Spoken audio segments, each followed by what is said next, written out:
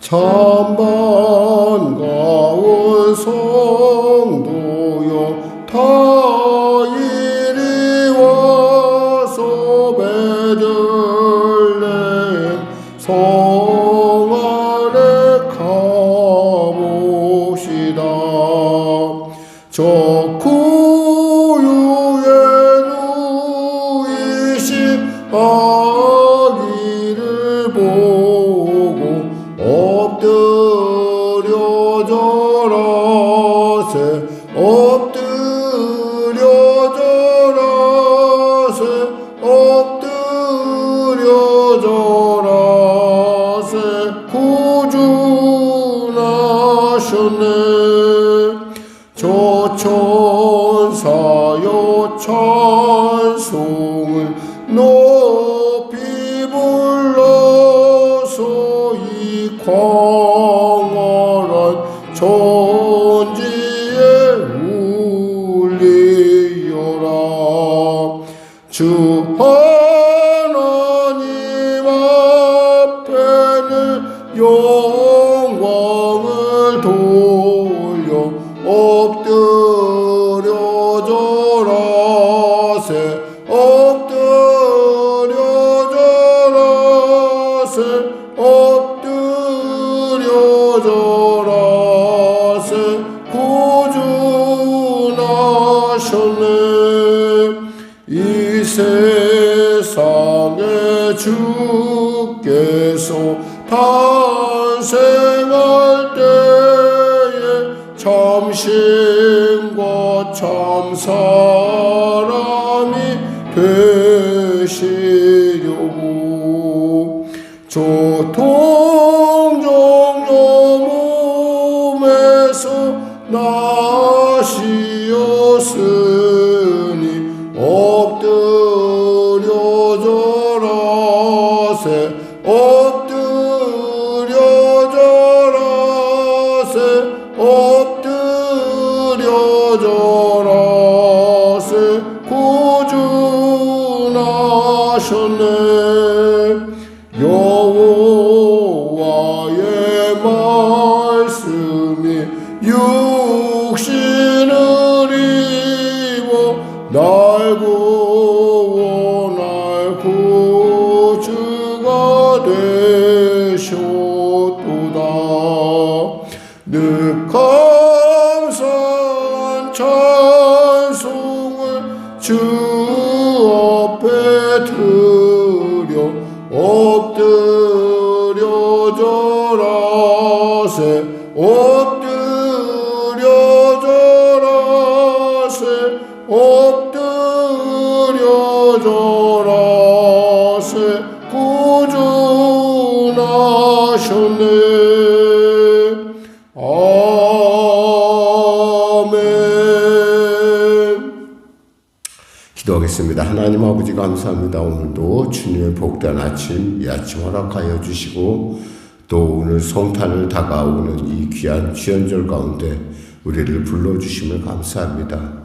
이 밤에 인류의 모든 죄와 저주를 대신 지신 예수님께서 오심을 우리가 기념하며 그 아기 예수에 대한 그 놀라운 그 사랑과 그 풍성함을 우리가 나누길 원하고 또 말씀을 통해서 살아서 말씀하시는 하나님의 그 놀라운 음성 듣길 원합니다.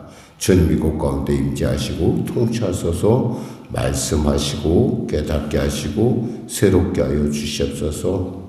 나라와 민족을 불쌍히 여기시고 복음 통일 평화 통케 하여 주시고 대통령을 비롯한 위정자들이 이 혼란 가운데 예수를 믿어 구원받는 놀라운 은혜를 통하여 역전의 은혜의 역사 허락하여 주시옵소서.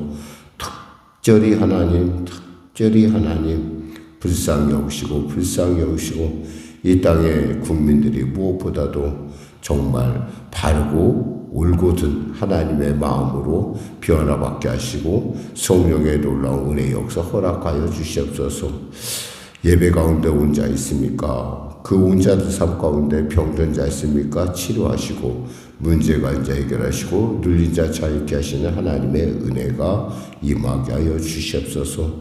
오늘도 주님께서 말씀하시는 말씀을 듣길 원하오니 귀를 열어주시고 눈을 열어주시고 삶을 열어주셔서 담대함으로 하나님의 살아계심에 증거할 수 있는 축복의 통로로서의 삶이 활짝 열려지게 하여 주시옵소서.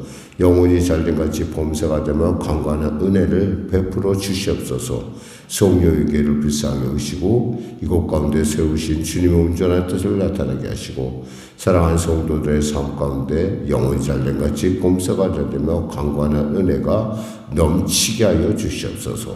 감사하며 예수님의 이름으로 기도드립니다. 아멘. 하나님은 살아계십니다. 오늘 여러분과 은혜 나누실 말씀은 사무엘하 3장 말씀입니다. 사무엘하 3장 말씀. 사무엘하 3장 말씀 구약성경 466쪽입니다. 우리 하나님 말씀 같이 합독하도록 하겠습니다. 466쪽입니다.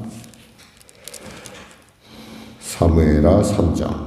사울의 집과 다윗의 집 사이에 전쟁이 오래매 다윗은 점점 강하여 가고 사울의 집은 점점 약하여 가니라. 다윗이 헤브론에서 아들들을 낳았을 때 맏아들은 암논이라 이스라엘 여인 아히노암의 소생이요 둘째는 길리압이라 갈멜 사람 나발의 아내였던 아비가일의 소생이요 셋째는 압살롬이라 그스로왕 달메의 딸 마아가의 아들이요 넷째는 아도니아라 핫깃의 아들이요 다섯째는 스바다라 아비달의 아들이요 여섯째는 이드람이라 다윗의 아내 에글라의 소생이니 이들은 다윗이 헤브론에서 낳은 자들이더라. 사울의 집과 다윗의 집 사이에 전쟁이 있는 동안에 아브넬이 사울의 집에서 점점 권세를 잡으니라. 사울에게서 첩이 있었으니 이름은 리스바요 아야의 딸이더라. 이스보셋이 아브넬에게 이르되 내가 어찌하여 내 아버지의 첩과 통관하였느냐 하니 아브넬이 이스보셋의 말을 매우 분이 여겨 이르되 내가 유다의 계물이냐 내가 오늘 당신의 아버지 사울의 집과 그의 형제와 그의 친구에게 은혜를 베풀어 당신을 다윗의 손에 내주지 아니하였거늘 당신이 오늘 이 여인에게 관한 허물을 내게 돌리는도다. 여호와께서 다윗에게 맹세하신 대로 내가 이르게 하지 아니하면 하나님이 아브넬에게 벌 위에 벌을 내리심이 마땅하니라. 그 맹세는 곧 이 나라를 사울의 집에서 다윗에게 옮겨서 그의 왕위를 단에서부터 브엘세바까지 이스라엘과 유다에 세우리라 하신 것이니라 하며 이스보셋이 아브넬을 두려워하여 감히 한마디도 대답하지 못하니라. 아브넬이 자기를 대신하여 전령을 다윗에게 보내어 이르되 이 땅이 누구의 것이니까 또 이르되 당신은 나와 더불어 언약을 맺사이다. 내 손이 당신을 도와 온 이스라엘이 당신에게 돌아가게 하리이다 하니 다윗이 이르되 좋다. 내가 너와 언약을 맺거니와 내가 내게 한 가지 일을 요구하노니 나를 보러 올 때에 우선 사울의 딸 미가를 데리고 오라. 그리하지 아니하면 내 얼굴을 보지 못하리라 하고 다윗이 사울의 아들 이스보셋에게 전령들을 보내 이르되 내 첩 미가를 내게로 돌리라. 그는 내가 전에 블레셋 사람의 포피 100개로 나와 정언한 자 아니라 하니 이스보셋이 사람을 보내 그의 남편 라이스의 아들 발디엘에게서 그를 빼앗아 오되 그의 남편이 그와 함께 오되 울며 바울임까지 따라왔더니 아브넬이 그에게 돌아가라 하며 돌아가니라. 아브넬이 이스라엘 장로들에게 말하여 이르되 너희가 여러 번 다윗을 너희의 임금으로 세우기를 구하였으니 이제 그대로 하라. 여호와께서 이미 다윗에 대하여 말씀하시기를 내가 내 종 다윗의 손으로 내 백성 이스라엘을 구원하여 블레셋 사람의 손과 모든 대적의 손에서 벗어나게 하리라 하셨음이니라 하고 아브넬이 또 베냐민 사람의 귀에 말하고 아브넬이 이스라엘과 베냐민 온 집이 선히 여기는 모든 것을 다윗의 귀에 말하려고 헤브론으로 가니라.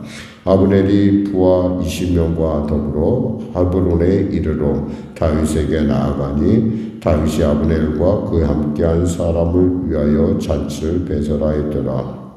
아브넬이 다윗에게 말하되 내가 일어나 가서 온 이스라엘 무리를 내 주 왕 앞에 모아 더불어 언약을 맺게 하고 마음에 원하시는 대로 모든 것을 다스리게 하리이다 하니 이에 다윗이 아브넬을 보내매 그가 평안히 가니라.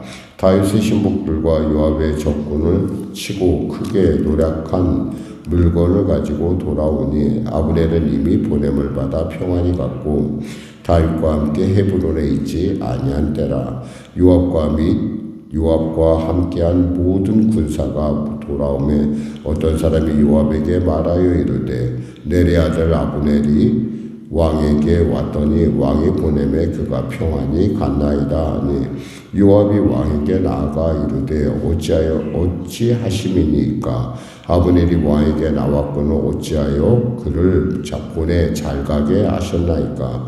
왕도 아시려니와 넬의 아들 아브넬이 온 것은 왕을 속임이라. 그가 왕이 출입하는 것을 알고 왕이 하시는 모든 것을 알려 함이니이다 하고 이에 요압이 다윗에게서 나와 전령들을 보내 아브넬을 쫓아가게 하였더니 시라 우물가에서 그를 데리고 돌아왔으나 다윗은 알지 못하였더라. 아브넬이 헤브론으로 돌아오매 요압이 더불어 주옥이 말하려는 듯이 그를 데리고 성문 안으로 들어가서 거기서 배를 찔러 죽이니 이는 자기의 동생 아사엘의 피로 말미암음이더라. 그 후에 다윗이 듣고 이르되 넬의 아들 아브넬의 피에 대하여 나와 내 나라는 여호와 앞에 영원히 부재하니 그 죄가 요압의 머리와 그의 아버지의 온 집으로 돌아갈지어다. 또 요압의 집에서 백탁병자나 나병 환자나 지팡이를 의지하는 자나 칼에 죽는 자나 양식이 떨어진 자가 끊어지지 아니할지로다 하니라. 요압이 그의 동생 아비새가 아브넬을 죽인 것은 그가 기브온 전쟁에서 자기 동생 아사엘을 죽인 까닭이었더라. 다윗이 요압과 및 자기와 함께 있는 모든 백성에게 이르되 너희는 옷을 찢고 굵은 배를 띠고 아브넬 앞에서 애도하라 아니라. 다윗 왕이 상해를 따라가 아브넬을 헤브론에 장사하고 아브넬의 무덤에서 왕이 소리 높여 울고 백성도 다 우니라.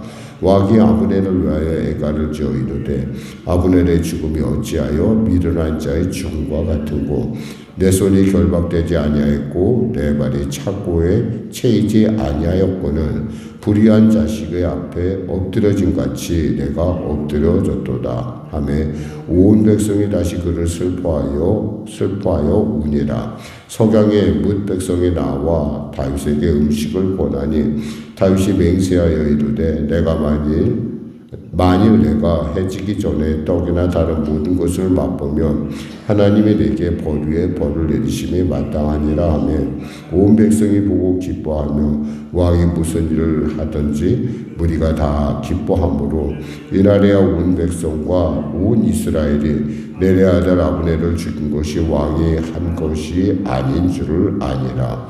왕이 그의 신복에게 이르되 오늘 이스라엘의 지도자의 큰 인물이 죽은 것을 알지 못하느냐. 내가 기름 부음 받은 왕이 되었으나 오늘 약하여서 스루야의 아들인 이 사람들을 제어하기가 너무 어려우니 여호와는 악행한 자에게 그 악한 대로 갚으실지로다 하니라. 아멘.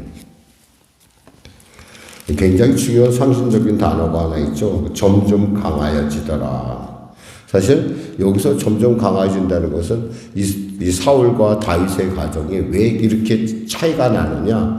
그러니까 하나님 앞에 가로선 가정, 하나님 앞에 서 있는 하나님의 그 은혜 가운데 있는 가정은 이렇게 점점 시간이 갈수록 이렇게 부흥하지만은 그렇지 않은 사람은 점점 이렇게 쇠락해 간다라는 얘기를 하고 있습니다. 그러면서 다윗의 아들들에 대한 얘기를 하죠. 근데 사실 이 아들들의 얘기를 보면서 우리는 잠깐 다윗에 대해서 실망을 하게 됩니다. 그래서 뭔가 다윗의 아들이 이제 나와요. 헤브론에서 2절에 헤브론 아들들 낳았을 때 마다다는 암논이라 이스라엘 여인 아히노암의 소상이요 둘째는 길라압이라 갈멜 사람 나발의 아내였던 아비가일의 소생이요 셋째는 압살롬이라 그스왕 달메의 딸 마아가의 아들이요 넷째는 아도니아라 학기스의 아들이요 다섯째는 스바다랴 나비달의 아들이요 여섯째는 이드르암이라 다윗의 아내 에글라의 소생이니 그러니까 6명의 아들이 났어요. 사실 근데 사울의 입장에서 사울의 가문에는 지금 누구밖에 안 남았다는 거예요. 이스보셋밖에 안 남았다는 거예요. 지금 어떻게 보면 왕으로 세운 이스보셋과 그리고 이제 뭐 아야의 딸 여기서 나오는 그 리스바에게 난 아들 둘이 나중에 있는 것을 우리가 발견할 수 있거든요. 그리고 어떤 면에서 점점 사울의 자손들은 점점 줄어가는데 다윗의 자손들은 점점 커지고 있다라는 거예요. 한마디로 말해서 다윗의 삶이 이제 좀 펴진 거예요. 형편이 펴지고 살만하니까 여기서 보니까 하나님의 말씀 앞에 온전히 서지 못한 다윗을 발견할 수가 있어요. 먼저 우리가 보면은 여기서 이 셋째 사람을 보면 이러면 셋째는 압살롬이라 그술 달메의 딸 마아가의 아들이요 그랬어요. 사실 하나님께서 율법으로 정하시길 뭐라고 했어요? 이방인에게 콜례를 하지 말라고 그랬어요. 그들과 통혼하지 말라고 그랬는데 지금 그것이 하나 어겨졌고 또 하나 왕이 지켜야 될 규정 중에 뭐가 있냐면 아내를 너무 많이 두지 말라고 그랬어요. 아내를 많이 두지 말라는 얘기는 자꾸 딴 생각에 이렇게 자꾸 빠지지 않도록 이렇게 하기 위한 하나님의 뜻인데도 이것을 지금 어긴 것을 볼 수 있어요. 아내가 자그마치 벌써 6명이잖아요. 6명에다가 이제 또 미갈까지 합치고 사실 이런 것들을 이렇게 보면은 이 다윗이 점점 영적으로 조금 흐려져 가고 있다는 거예요. 우리가 인생에 있어 삶 가운데 있잖아요. 다 좋아가는 이렇게 뭔가 형통해지고 좋은 일이 일어날 때 우리는 늘 기억해야 돼요. 이 모든 것이 어디서 왔는가. 그리고 그럴수록 더 우리가 말씀 앞에 바로 설 줄 알아야 된다는 거죠. 어쩌면 우리에게 있어서 형통함이라는 건 우리에게 저주로 작용할 수가 있어요. 왜냐하면 이 하나님 마음에 합한 다윗조차도 이렇게 자신의 마음대로 이렇게 행동하는 걸 볼 수 있어요. 근데 중요한 것은 하나님께서는 그런 다윗에 대해서 하나님께서는 그 다윗에 대해서 하나님의 사랑의 은혜, 즉 신실함을 끊지 않는다는 거예요. 그러니까 우리가 좀 실수를 해도요, 하나님은 우리를 그냥 붙들고 가신다는 거죠. 그래서 잠언서 19장 21절에 사람의 마음에는 많은 계획이 있어도 오직 여호와의 뜻만 완전히 서리라 그랬어요. 하나님의 뜻만 온전히 쓴다는 거죠. 그렇습니다. 사실 오늘 이렇게 읽어보면서 네리의 아들 아브넬과의 그리고 또 다윗과의 관계, 요압과의 관계, 그리고 아브넬의 죽음, 그리고 나타나는 다윗의 애통함, 이 모든 것들을 어떻게 하면 정말 사람들의 그 변화무쌍한 사람들의 어떤 꾀들을 볼 수가 있어요. 계획을 볼 수 있어요. 사실 여기서 정말 너무 안타까운 것은 뭐냐면 다윗이 아브넬을 만나기 전에 적어도 이 통일의 문제는 아주 심각한 문제거든요. 하나님 앞에 기도를 하고 좀 만났으면 어땠을까 하는 아쉬움을 남아요.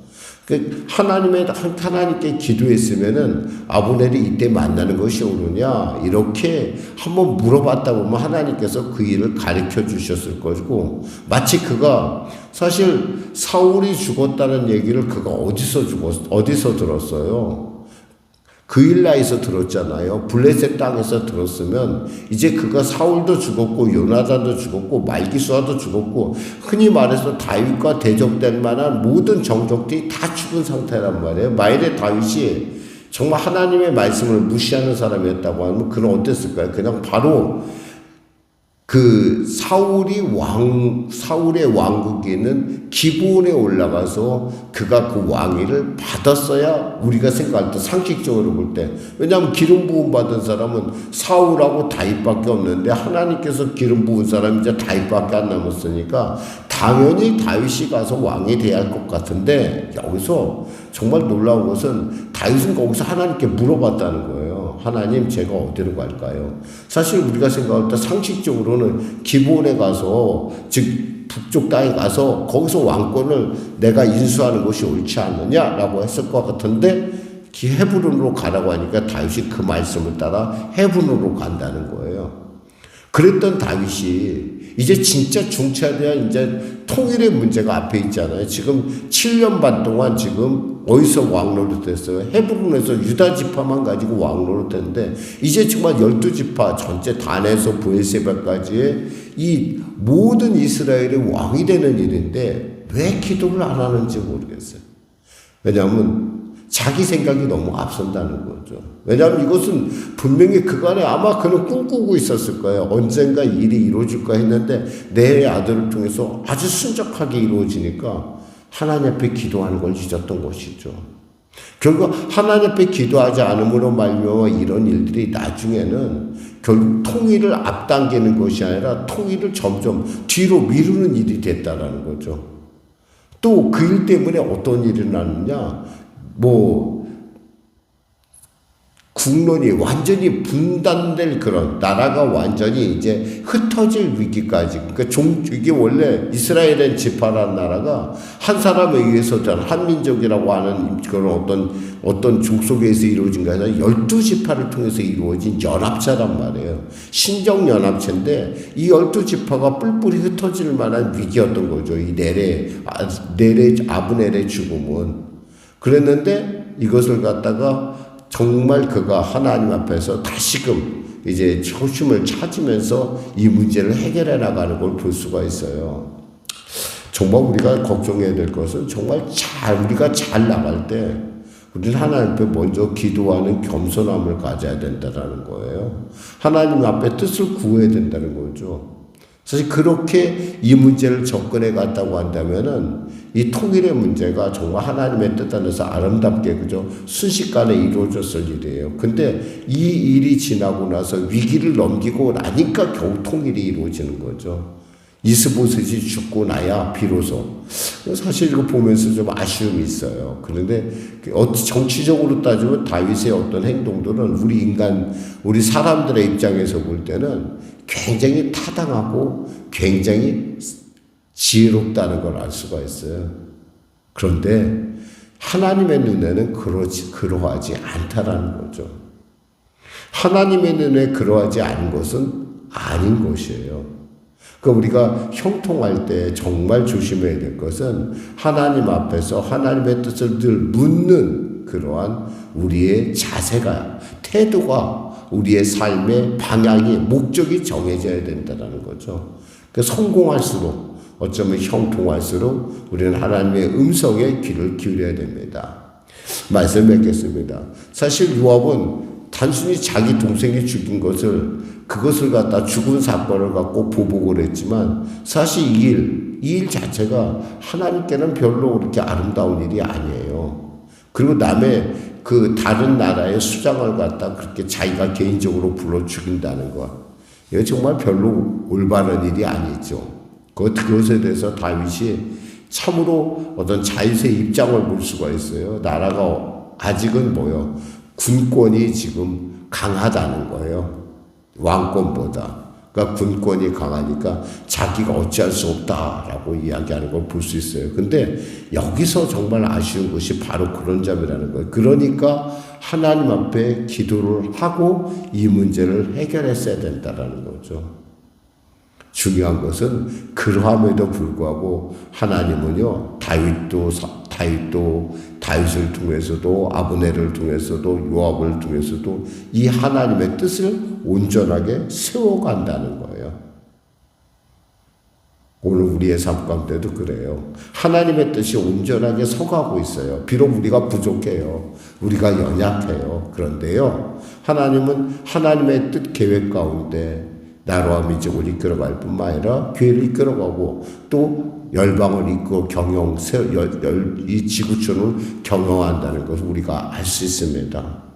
그러니까 뭐예요? 하나님 앞에 서는 것. 그것이 얼마나 소중한 일인지 우리로 알게 하는 부분입니다. 기도하겠습니다. 하나님 아버지 감사합니다. 오늘 귀한 말씀을 나눴습니다. 우리가 깨어있을 때, 우리가 잘 들 때, 형통할 때 하나님의 음성을 들을 수 있는 귀가 열리게 하시고 겸손함이 우리에게 늘 준비되는 깨어있음이 있게 하여 주시옵소서. 예수님의 이름으로 기도됩니다. 아멘. 우리 말씀 생각하고 찬양 드리겠습니다. 찬송가 171장입니다.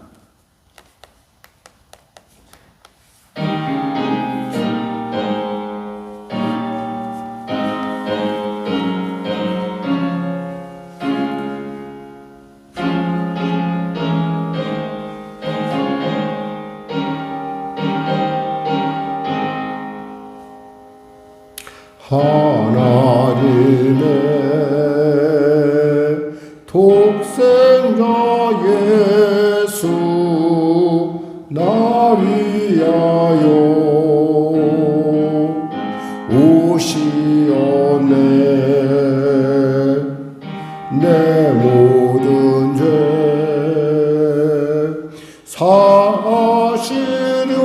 사시려고 십자가 지셨으나 다시 사셨네. 아멘. 살아계신 주 나의 참된 소망 두려움이 사라지네. 사랑의 주내 갈 길 인도하니 내 모든 삶의 기쁨 늘 충만하네. 선한 싸움 3절 선한 싸움 다 마친 후에 우리 주님 배우리라. 사망 권세 다 물리치고 주님이 다스리니 영광 넘치네. 아멘. 살아계신 주 나의 참된 소망 두려움이 사라지네. 사랑의 주내 갈 길 인도하니 내 모든 삶의 기쁨 늘 충만하네.